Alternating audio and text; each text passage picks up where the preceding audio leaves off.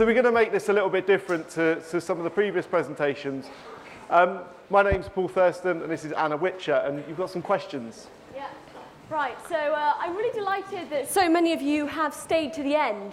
And so I want a little public opinion poll on the types of people who have actually stayed in the room this evening. So if you could all please stand up. Hopefully I won't annoy the security guards again by getting everybody up.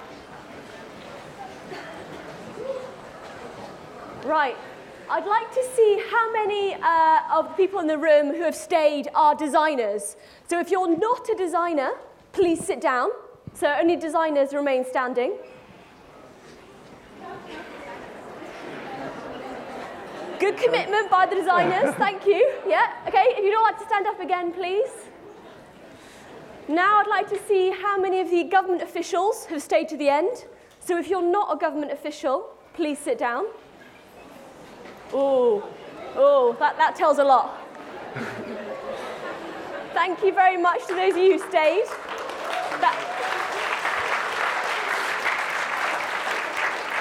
And if you could all stand up one last time, please. I'd like to find out who from industry has stayed to the end. So who works in a private business? So if you don't work in a private business, please sit down. And the designers can sit down if you're not embedded in broader industry. Brilliant. Okay, so people performing dual roles. That's great. Would you like to take a seat? Thank you again for staying to the end. Okay, so I think it's really exciting that we're here sort of on the last slot to sort of give you a bit of our thoughts about what's happening next. So our talk is called Service Design and Policy Trends 2015 to 2020. So it's really exciting to see as about 5 people from the public sector have stayed. So this is for you guys. So, my name's Paul Thurston. I'm head of service design at PDR. PDR is an organisation, some of you came to our conference in Cardiff 2 years ago. And if you did, it's really nice to see you again. And this is my colleague Anna Witcher, and she leads all of our innovation policy work. And we've heard a lot at the conference about why service design. We've heard lots of people speak about why we should be doing it, why governments, why businesses should be doing it. And what we're going to talk about is what next. So what should service design be doing next? And this is a question that came up, and Jamil asked it actually, and I don't think the panel answered it really. So hopefully we're going to plug that gap and give you a bit of thought about where we see service design going next, particularly within the context of policy. So I mentioned we're from an organisation called PDR. We're an international centre for design and research, and effectively we focus on user-centred design across 8 different areas. And these range from innovation policy, obviously, and service design, but also things like advanced manufacture, through to design management, to product design. There's a very, very broad range of stuff. We do things around digital product development, and we also do things with skulls. So we're very well known for our work in the medical industry. We have service contracts with the healthcare sector.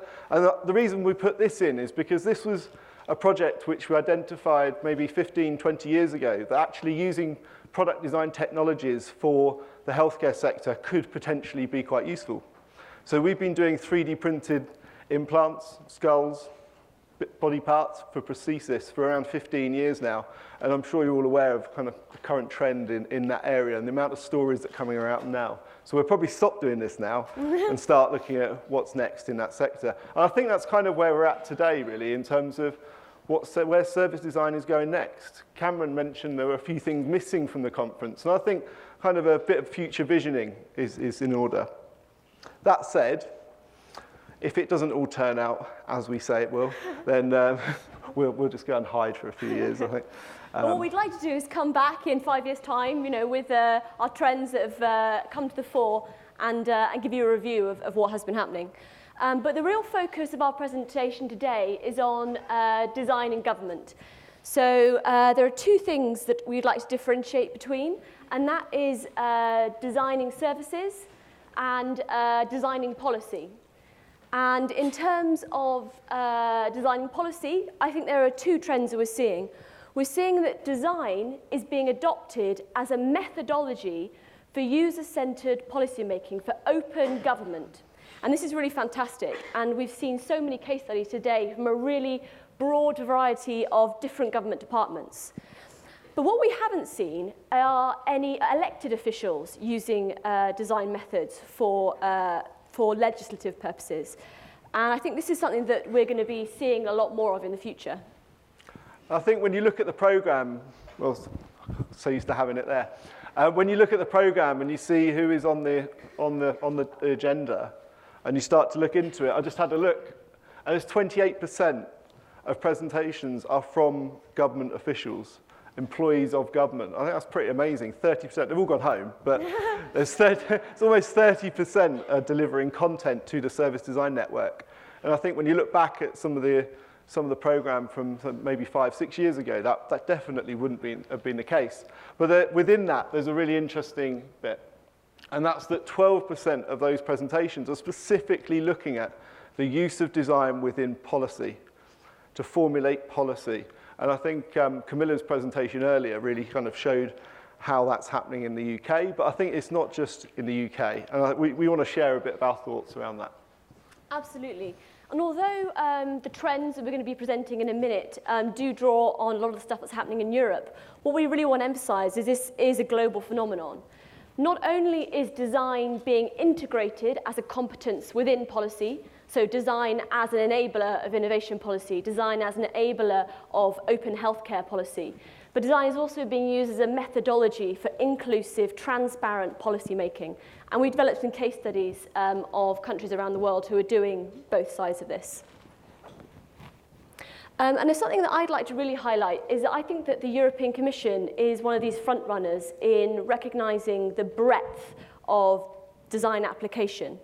And they developed in 2013 a dedicated design strategy where they've recognized that design is not only transformative for products and services in the private sector, but also increasingly, as we've found out over the last 2 days, in terms of the public sector. But crucially, in terms of inclusive policy making, we're all aware there's a crisis in government, that there's low voter turnout in elections. People are disenfranchised with the political systems. And I believe that design really is a process, a methodology that we can use to engage with the political system again. We have some amazing statistics that have come out in Europe on companies' use of design. I'm sure that you're all aware of the Danish Design Ladder, which categorizes companies' use of design according to 4 stages. 1, no use of design. 2, design as styling and aesthetics.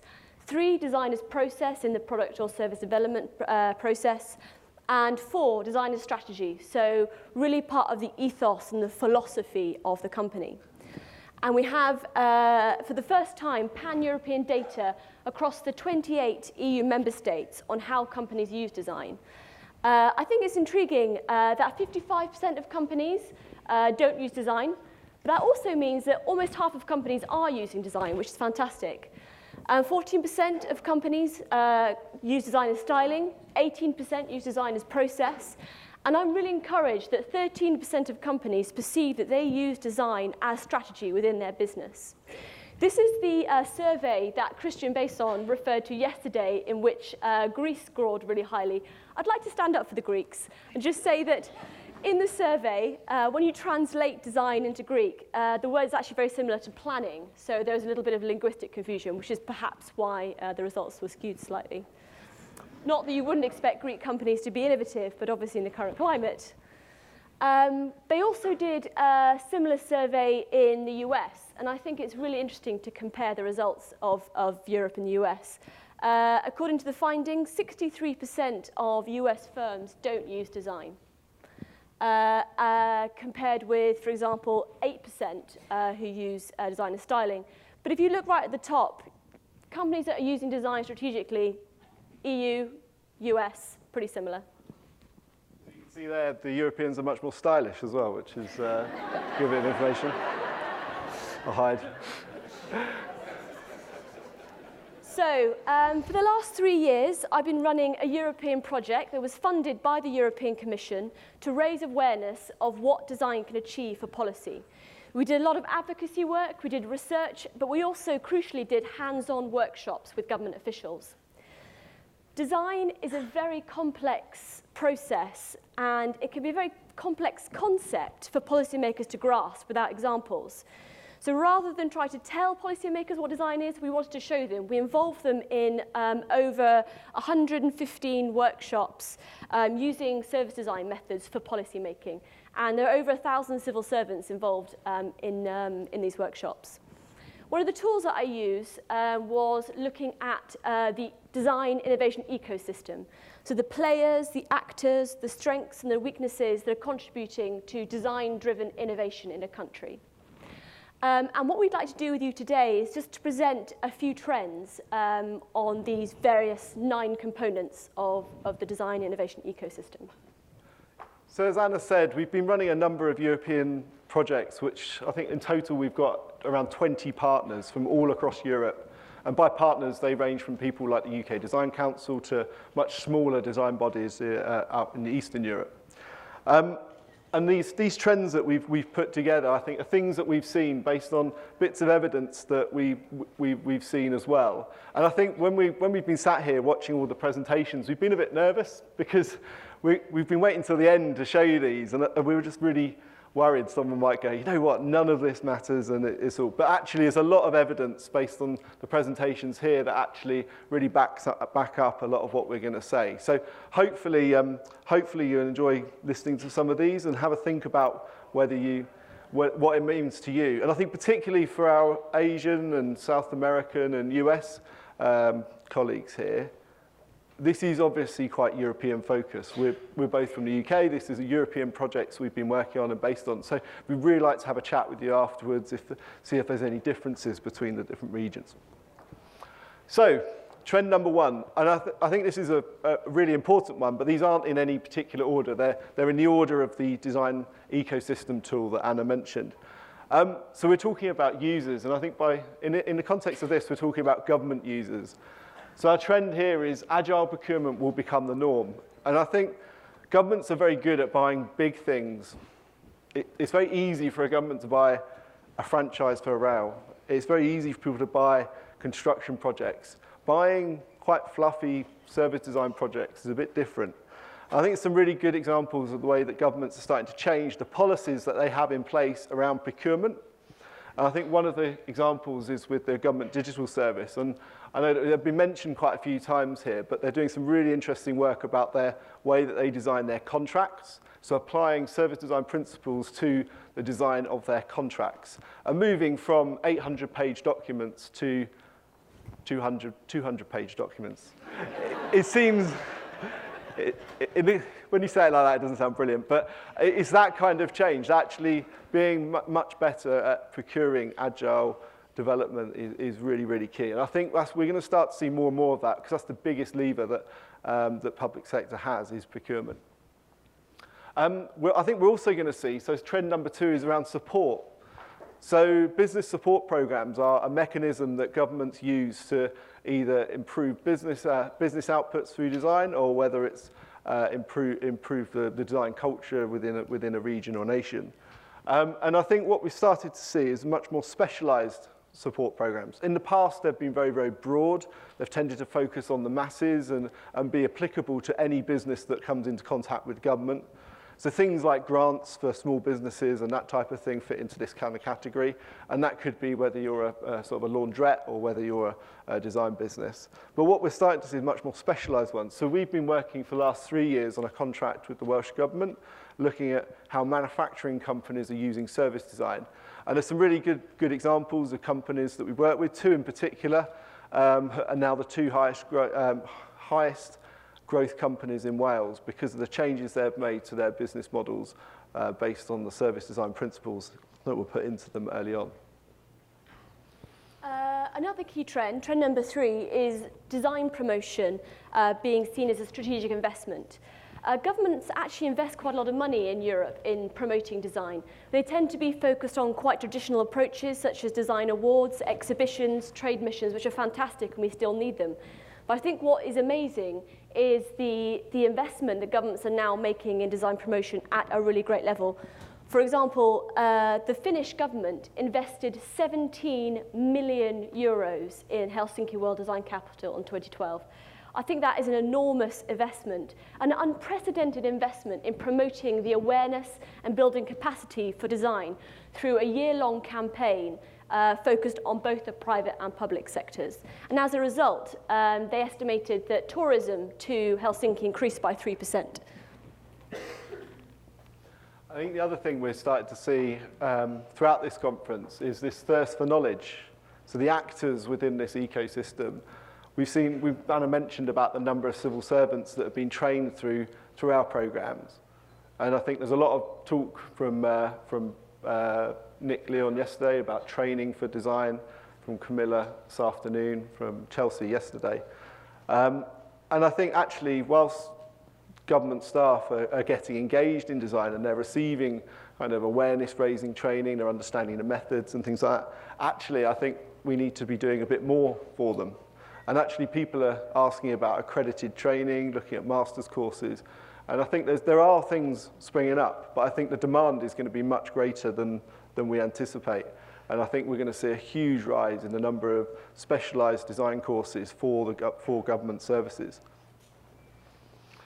And so we run an accredited training program. We've seen a huge amount of growth in terms of interest in that. But again, it's a very small program. We have limited capacity. And I think one of the things that would be good to debate about with some of the other universities is ways that we can work better. And I think over the next 5 years, we're going to see more of that. Trend number 5, which really is for me the most exciting one, is this rise of design methods in policymaking. And I alluded to it earlier. I think we're seeing a lot of ministries, government departments, the civil service using design for policymaking, which is fantastic. But I don't think, certainly not in the sessions that I went to, were there any examples of design being used in the legislature. And actually, we did a very short project over the summer working with an MP to raise awareness of a very specific issue. There was a very, very controversial bill in the UK in September. It was called the Assisted Dying Bill. So it's essentially looked at whether euthanasia should be legalised in the UK like it is in Switzerland. Legislation like that is so controversial, and very often politicians have to make decisions and vote along party lines, despite perhaps their own personal views.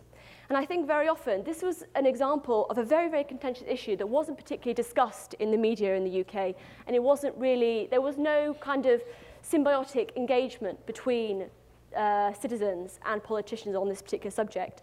So we ran a very short pilot project, which was very exploratory, which involved using service design methods with a group of older people to examine what they felt their perspectives on this new legislation would be. And what we did with them, we wanted to develop a design provocation. And we worked with them, and in the end, we actually developed a euthanasia wearable. Don't worry, it was totally fictitious.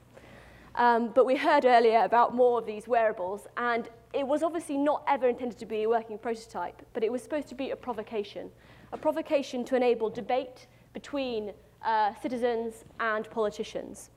And using this prop, using this provocation, the debate between the older people, the carers, some healthcare workers, was really, really lively. And as you can imagine, a topic like this involves so much empathy.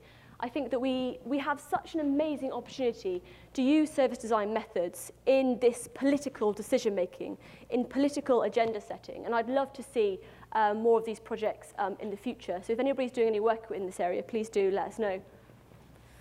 As I mentioned, I'm also looking at the role of design in innovation policy. So how design can enable small companies, everything from micro enterprises through to multinationals, to be more innovative and respond better to customer needs. And to do this, we've been engaging with government to see how they can better support, develop better innovation policies using design. So we developed a series of workshops using hands-on service design methods to develop innovation policy. So that is policy for design through design. Oh, it's me again. Sorry. Trend number 9 is the rise of design in innovation funding programs.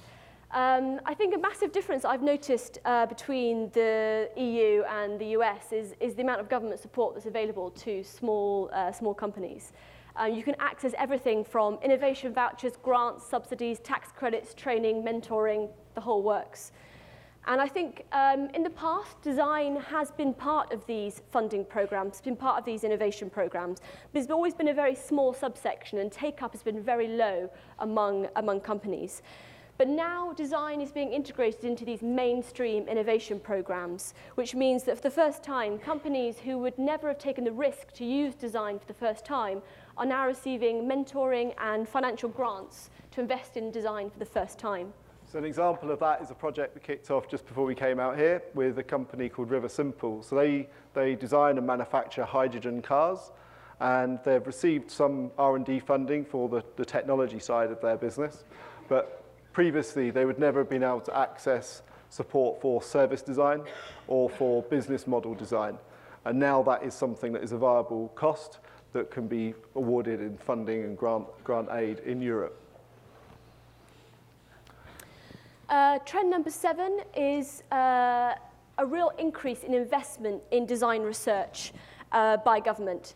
And I think this is not design research for design research's sake. This is creating a bank of evidence which demonstrates the impact of design in different domains, in different sectors. And I think what's really interesting is that the UK Research Council for Arts and Humanities invested £6 million in design research alone. They have made design research their flagship investment priority for the next 4 years, which is absolutely phenomenal. And I think this is something we're going to see increasingly across other research councils in Europe, is greater investment in design research. So trend number 8, we're talking about education, and I think we've heard about it quite a lot actually. This skills gap, and I know that the Carnegie Mellon presentation recently was talking about that. I think what we're going to see though is job specifications changing.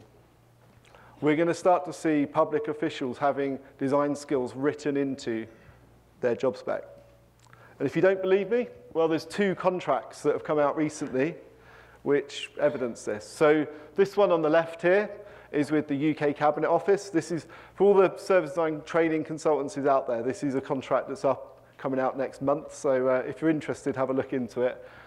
Basically, Capita lost this contract, and it's now being put out in much smaller chunks. And I mentioned before about agile procurement, that's being applied here. What they're doing though, what's really interesting within this is one of the KPIs within it is 10,000 civil servants trained in user-centered design. So you imagine 10,000 civil servants within the UK public sector, that's absolutely huge. And this is a training, leadership, executive level leadership program. So you think the impact that's going to have. On the right here, at a European level, the European Commission have just had a bid out, a call for tenders for their new EU policy lab. And the tender stipulates they want design services to train them in using design methods. And when you think about the number of people within that organisation and the amount of organisations they touch, the impact that's going to have is absolutely huge. And so there's these small discrete projects going on. There's these big contracts being put out. But actually, the easiest way for government to start changing the culture is through their recruitment policies of new staff. And I think that's what we're going to see over the next 5 years.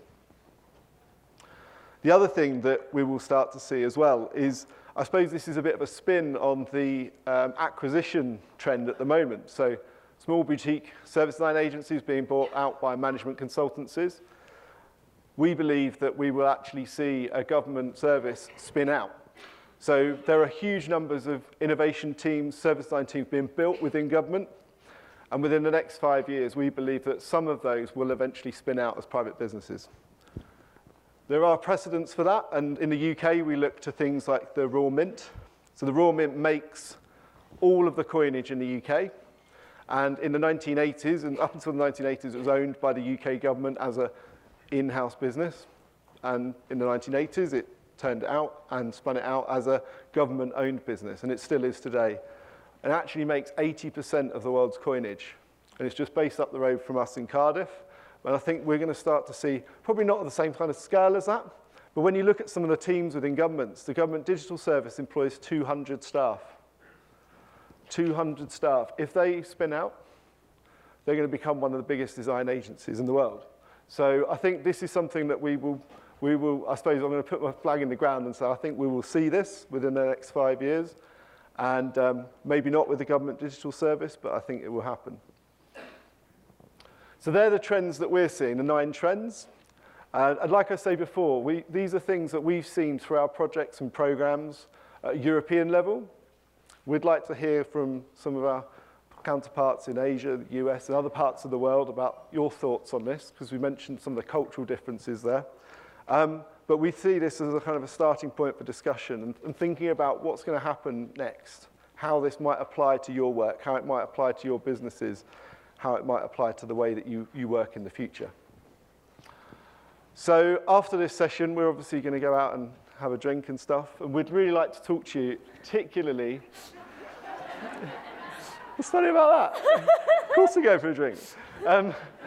We'd really like to talk to you if you're interested in using design to formulate policy, setting up a design or innovation program, developing a design-led innovation lab, or you're looking to build capacity. We'd like to talk to you if you're not doing any of those things as well, but particularly if you're doing those kind of things. So thank you very much for your time and your patience to let us share some of those trends, things that we really believe are going to be happening over the next 5 years. And thank you very much for a wonderful conference as well, for all the organisers. Thanks. Thank you.